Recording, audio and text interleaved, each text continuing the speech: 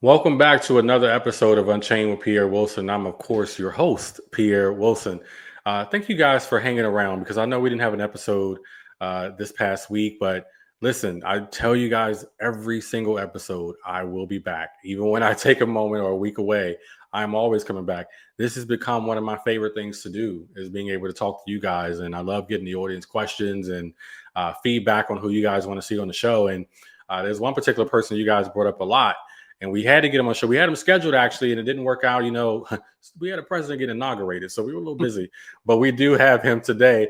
Please welcome U.S. Air Force veteran, a Billboard chart topping artist, and TPSA contributor, Topher Townsend. What's up, Topher? What's up, Pierre? How you, bro? Ah, man, I'm good. How about the historic nature we just witnessed, man? Trump is back in office. Have you processed it yet? Listen, I've been processing it faster than they've been processing these deportations. Let me tell you, man, I have been elated. People have been irate, and I'm just looking at them like, you don't understand how much your life is about to be better because we have Yes. an actual leader in office. I mean, the man is closing up the border like he said he's going to do. We're changing Gulf of Mexico to Gulf of America to get that drilling done. I mean, everything he talked about is happening, and you cannot say that any other president has, we'll say promises made, no promises made, promises kept. So I don't know. I'm excited. And you worked hard, I mean, through the years, and honestly, you were one of the first ones. I feel like because back in 2016, even I wasn't supporting Trump. I believe you supported him in 2016, right? You were one of the first ones out there. Yeah, man. So Yeah, before TikTok, before anything else, I used to yeah, post certain things on Facebook.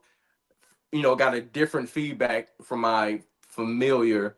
From when I used to post things on Facebook, I got a different feedback from my family than I do today. But yeah, I was one of the first people that posted at Facebook about Trump, just because I felt it was important to speak out about what a lot of people fail to see because they worship their skin color. If that makes sense. A lot mm, of us worship our skin colors. They place that first, and not their values, not the biblical values, and therefore we are either bewitched or beholden to a certain party, a certain person, and I just couldn't tolerate that, not knowing, or at least knowing the damage it was doing to my community. So I spoke out.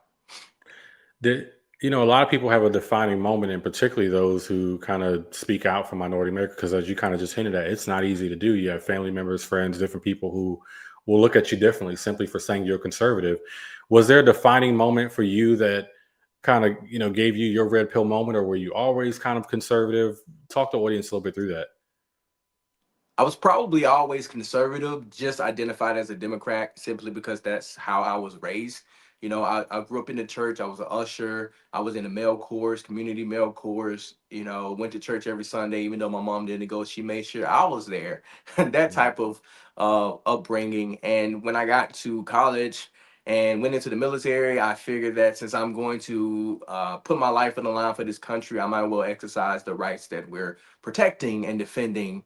And I looked at who I wanted to vote for, and I asked my family, and they said, vote for Democrat because that's always what we've done. And that, for me, was not a reasonable enough answer.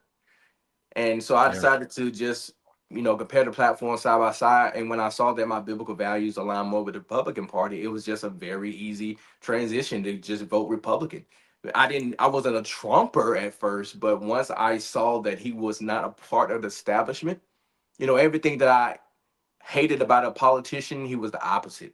I Right. hated politicians that were well spoken and that would just lie through their teeth. And you were so enamored with their delivery and speech that you didn't really pay attention to what was going on in the background. But with Trump, I always felt like he spoke his mind, he spoke from the heart.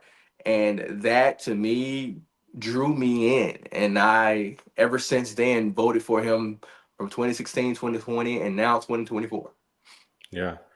I look at the leadership we've had also over the last 4 years with Biden, or a lack of leadership, I should say. And it feels like we returned the country to the people. I mean, Trump has done so many executive orders. He's done more in this last week or so than I think Biden has done in 4 years. But what I'm noticing is that he's returning the country to like a sense of normalcy almost, right? He's getting rid of some of this woke ideology, some of this, the woke agenda, the stuff that's catering to a small percentage of the country. And he's putting America first, exactly like you said. Promises made, promises kept. What are you looking forward to the most though over this administration? Is there anything in particular? Because you're out on the front lines, you're unafraid, you'll talk to anyone, you'll have a conversation with anybody. So you have heard it all. Is there anything in particular that you feel like he's going to do to help this country move forward and maybe even bring together? Because you saw the results of the election, more black people than ever before, or not, maybe not ever before, but in recent memory, that started shifting conservative. Still a lot of work to do.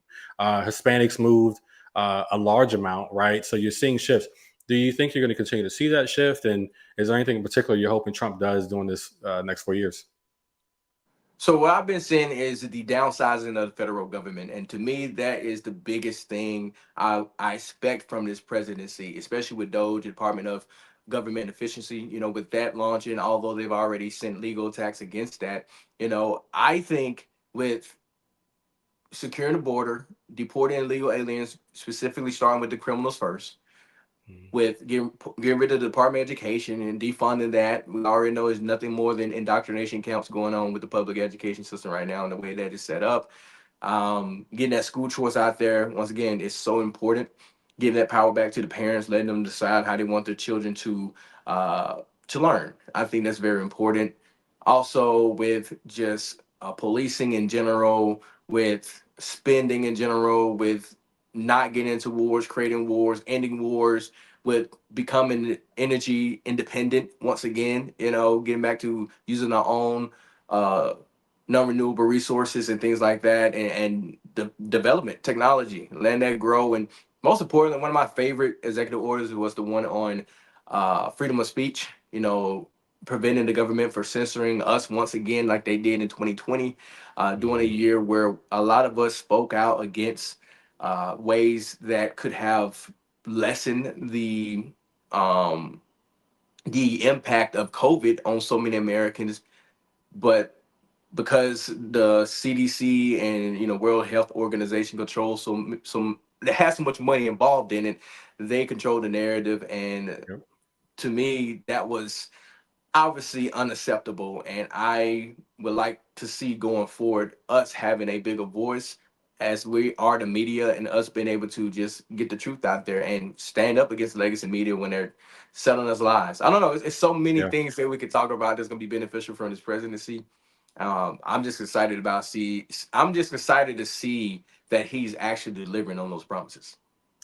Yeah, and one of the ways that people consume their media, I know you mentioned media, is through places like X or maybe even Instagram and TikTok.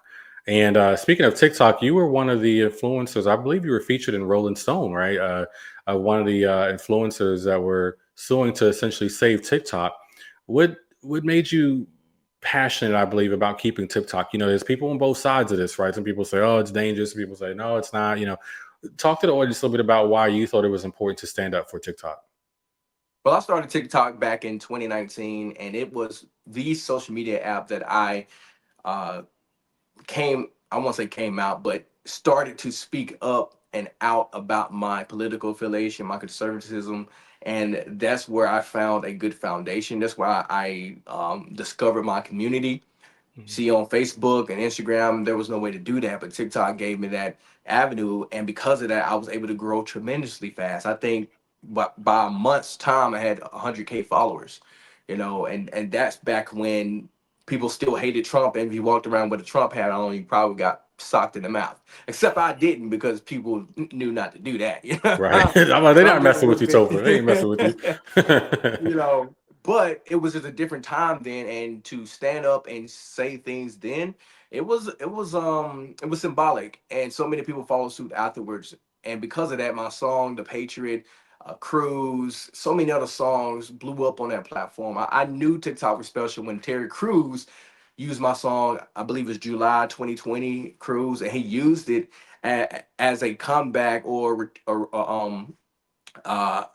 he was getting back at, I think it was Rick Ross or something like that. He called it "Pin to the Floss," because Rick Ross had a song called "Pin to the Cross." They was trying to call him a sellout, and he used that song as a "gotcha, I'm not worried about you," and I thought that was pretty cool. And that showed me the power of TikTok. Then my song 2020 went viral on that platform, and a lot of my freestyles started to take off. So it was good to see. how my music did really well, how my political activism did really well. And then, a couple years later, my Bible ministry did really well. I started to go viral all over the place. I mean, hundreds of millions of views of people watching my content across the world. I mean, Nigeria, UK, Canada. I mean, you name it. People are tuning in to watch Topher just interact with others and discuss the Bible. And that platform gave me something that no other platform could have. But regardless of the benefits to me, anytime I have opportunity to stick it to the government, I'm gonna take it. But also, it's the thing. It's about freedom of speech. Whether you like the app or not, it's not about your preference. It's about our privilege, and not just our privilege, but our right. And our rights are that the government is limited on what they can infringe upon, and they cannot infringe upon and tell us what app we should and can't use. They cannot say that. However, we want to communicate as American citizens, that is a prerogative, and that's up to us. So it doesn't matter what they believe, and that's why I decided to join that lawsuit. They reached out. I said, "You ain't got to pay me nothing to sign me up," and I'm glad that I did, because so many upcoming, especially Gen Z influencers, need a platform like that to grow. Yeah. I mean, clearly what you guys are doing is working because the president is taking a second look at it. He's trying to give it some time to see what they can do. Are you part of any of the conversations around trying to hash out some type of long term solution for TikTok? Absolutely. Matter of fact, I had a Zoom call today with the TikTok creator advocacy program, which is in charge of the public policy. They had a Zoom call today, and since this whole battle against the government, I've been put in a position that's favorable for me. Now I'm getting the advocacy that I've been missing for so long as a conservative on the platform. Now I have people, when it's time to get verified, fighting for my verification, because I should have been verified, given all the accolades that I have and accomplishments that I've achieved throughout the years, my Mhm. following, my views, everything I've done You have outside of the millions of platform. followers. Yeah. Yeah. Yeah, man, but you would be amazed at, you know, the bias of those who run the apps, how that bleeds into the performance of the app, which, once again, can be irritating for a lot of people. But sometimes I think God brings something down to get his people in position. That reminds me of, Joseph. Joseph was always a great person. He was really great at growing stuff, storing stuff, but it wasn't until Pharaoh had an issue and he needed somebody to help him with it that he got attention. The work he did Mhm. didn't get the attention, but when they needed the issue, he needed his dreams interpreted. They knew who to reach out to. So same thing happened here. I was always doing incredible things. I should have always been verified, but it Yeah. wasn't until they needed somebody with my voice so they could appear diverse. And now here I am on the inside with all the tools. And while I'm here, I'm definitely a guy for everybody, for the conservative values that we all fight for on a daily basis. And I don't know, TikTok is going to continue to be a great platform, but it's going to be more friendly to people like me. Yeah. Well, one of the things I think about when I think about what you were doing or what you are doing when it comes to TikTok and the fight for it is it was proof. It was further proof. Not that I needed more, but that you're someone who is willing to stand up for what they believe in and you're willing to fight for what you believe is right no matter what. Because that was honestly probably an unpopular stance at one point with conservatives to do that. But it kind of proved uh, to a lot of people who maybe didn't know that you're willing to buck the trend, even if it means bucking, against conservatives if you have to, right? If it's the right thing that you think is going to be a solution for so many different people, past even yourself. You talk about the younger influencers coming up, and I commend you so much for that, Topher, because there's a lot of people who I think will walk the line, whatever they think people want them to say or want them to do, and it just proves that you're someone who is willing to go against the grain if it means helping. Yeah, that's if we don't do it with the following that we have and the status that we've built, then who will? Yeah. People like Candace Owens who have went against giants like Daily Wire to just stand on what she believes. I Yeah. think that continues to speak deeply to who we are as individuals and our beliefs in who our God is. If you're more worried about a paycheck, you're more worried about disconnect or that, then are you looking towards the hill from which comes your help? Yeah. Are you? Yeah. Because if you are, then that's all second. That takes a back seat to what your purpose is. And I just do what I feel led to do. And it may be different from somebody else. We may be looking at it from a different lens, and that's okay. I'm Yeah. not going to hate this conservative or that conservative because they have a different viewpoint or a different conclusion about this. That's okay. We can disagree on that, but as long as we can still come together on most things, I think that's all that really matters at the end of the day. Are you surprised? And I once, I think about like the Candace Owens of the world, the Brandon Tatums, and people like yourself. The platform that you have, and the thing is, your platform has spread across so many different races and people, kinds of people. Man, I meet little kids. I'm not kidding. Like little, like I think it was at Amfest. Little white boy came out of the black table. Little white boy, like, where's Topher? Is Topher here? And I'm like, Topher has fans of all ages. And I'll see a old black man, and he's like, hey, who's that Topher guy? Like, you just have reached so many different people. Are you surprised at the impact you've been able to have? Because not a lot of people can say that they have a fan base that spreads far and wide of ages and genders and race, whatever. Yeah, I am definitely dumbfounded, and that's a good place to be. You know why? Because I know I'm not qualified to be here. I'm not a DEI hire. I'm a God hire. He has placed Yeah. me. He has placed me in this position for one thing and one thing only, to uplift His name, to give Him all the glory, and that's what I get to do. With all the influence that I have, I get to point everyone back towards Him, and I Yeah. do that with every chance I get. It's like, listen, guys, I don't know how I got here. All I know is I felt the urge, the calling to go around and quiz people about the Bible. There's no way I could have predicted it would have ended Yeah. up like this. There's Yeah. nothing in my million years, and if I would have lived a million years, I would have guessed this. But here we are, and Yeah. nonetheless, it's all thanks to his just grace and his mercy and his the hand that he has over my life and those that are out here looking for it. People are hungry. Times are dark. As much as we go around and look at our communities, we see the evil. We see the darkness that clouds so many people's minds, and that oppresses people because they don't see the light, they don't see the goodness. So as long as we continue to be the good, God can use that good to free His people. Yeah. I you mentioned the Bible quiz because I want to talk about that a little bit too. Was that something you just randomly did one day and you're like, oh, I want to do it one day? Did you plan for it to get as big as it got? Because I know a lot of people know you from that. Those started going viral, right? They started going viral everywhere. Was that something that you had planned for it to become that big, or is it just something that kind of took a life of its own? Took on a Took life a of life its of his own. own, man. Shout out to Forgy Out of Blow. The idea, a concept kind of started with him. I remember he created who we call the greatness. He's on TikTok, but he used to be a MAGA rapper. He kind of like transitioned into just going around blessing people with thousands of dollars, like waitresses and homeless people. And those videos did really well. And I was like, man, I would love to bless people like that too, but in a more I- investing way, not just in a way that I'm only in it for the views. Mhm. And the Lord laid it on my heart to use it as a way to minister. And this was after my tour that I was planning got derailed.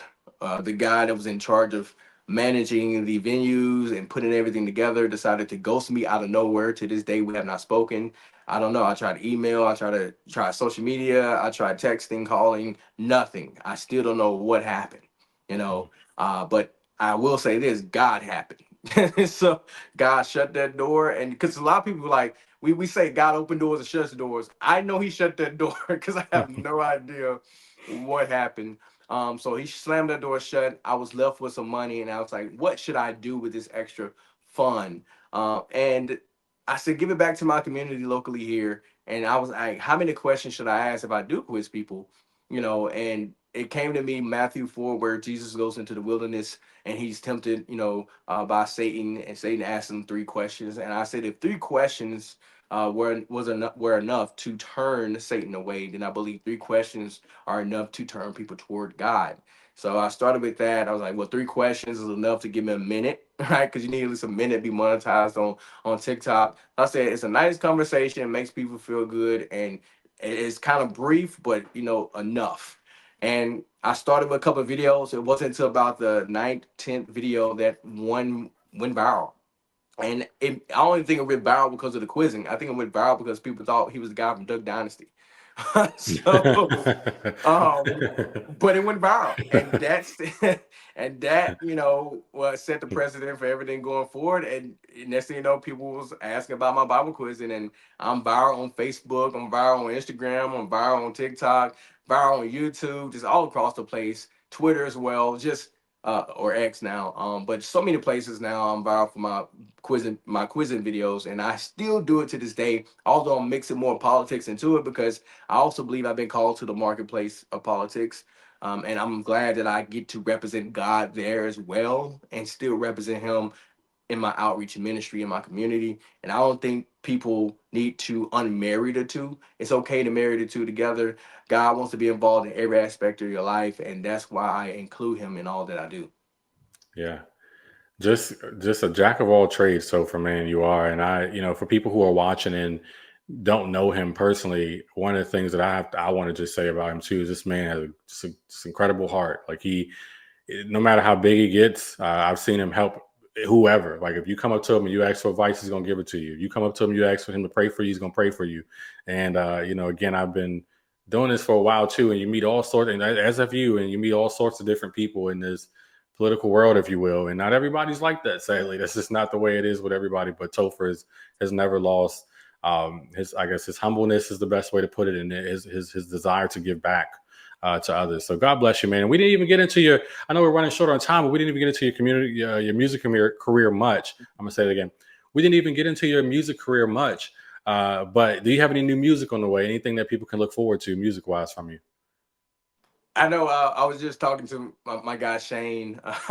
Shane has been on my butt about new music. I want to release something coming up in 2025. So you guys just be patient. Something's coming. I don't know what it's going to be. I think it needs to be something major since I haven't released a music video in about 2 years. So I'm still thinking about that. But I know you all really don't care. You just want to hear Topher's voice back on the track again. But it's a celebratory year. So it's going to be a lot of positive music, a lot of uplifting music, back away from the doom and gloom of the last 4 years. We're in the You know, golden everybody, age. yes, it's the golden age. You know what? I take back that's the album, Golden Age. There you go. There you go. Put me Yeah, on look, there, writing credits, producer, something. Put me on 80 bring there. back 80s music, 90s music, man, and just really just have it. It's gonna be a bop, man, no matter what we do. But yeah, thank you so much for the kind words, brother, man. Same with you, Pierre. You are an incredible individual. And anytime I need something, man, you're always there. And this is, you know, what keeps me humble or kind per se is when I've met people who are multimillionaires, they're the most kind people that you would ever meet. You think they're going to be kind of stuck up and looking past you, but they have a keen eye to just appreciate people for the impact they're making where they are. So many people think that you got to have this status to be respected or know this person to get there. But no, Andy Frisello is an incredible guy. One of the first persons I met. And when I went and interviewed with him, he showed me around. You could have sworn I had 8 zeros in my bank account the way he treated me. And I learned from that experience that it really don't matter. It's not about the value. It's about the experience. People with money can buy what they want. When they interact with other people, they just want a memory. They want to experience something unique. And that's why I try to offer people is a unique experience with maybe their favorite creator, or somebody to look up to and just say, hey, this guy is really great. God is good at the end of the day. Well, you've done a great job, Topher, and I got to have you back on, man. I appreciate you. And we're looking forward to the music. Where can everybody find you? Just before you get off, where can everybody find you on social Everybody can media find and me at everything? tophertown.com, TOPHERTOWN.com. Social media, you can find me at Tophertown Music. But if you go to my website, everything's linked there from my music to my social media to my Bible quiz, whatever you want to find me, merch, etc. All that's on my website. It's been a pleasure. You can always invite me back anytime. Uh, and I just want to say, let's go, baby. We won. We did it. We won. We are here. The job is not done. The work has just begun. So let's keep our foot on the gas. All right, let's keep our foot on the gas. Get this country turned back in the right direction, turn back towards God, aligned with His purpose, aligned with what heaven wants done here, and everything's gonna be all right. Let's go. All righty. Well, thanks, Topher. I appreciate you. And guys, we got more shows coming up. We're going to announce some additional guests here soon. But if you haven't followed Topher yet, make sure you follow him. That's a good dude right there. And you're going to learn something on his page. And at the same time, he's going to inspire you to get active if you're not. So can't encourage you more to check him out. If you have questions for Topher, send them my way. We'll get them over to him.